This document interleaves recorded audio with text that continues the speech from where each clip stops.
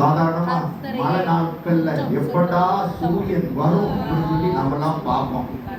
ஆனா இப்ப சூரியனை கண்ட எப்படா மேகங்கள்லாம் வரும் பார்க்கணும் இல்லையா?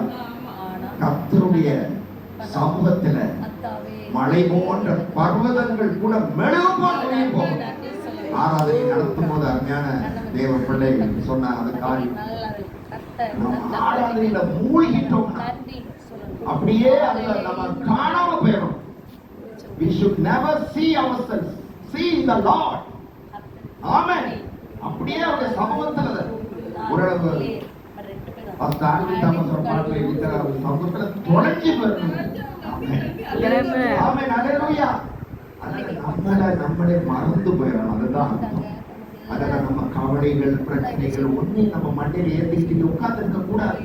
இந்நேரம் உங்க தலையிலிருந்து எல்லா பிரச்சனையும் ஓடி இருக்கணும். அப்படி இன்னும் உங்க கிட்ட அந்த பிரச்சனை இருக்குன்னா you have not involved yourself properly in the worship.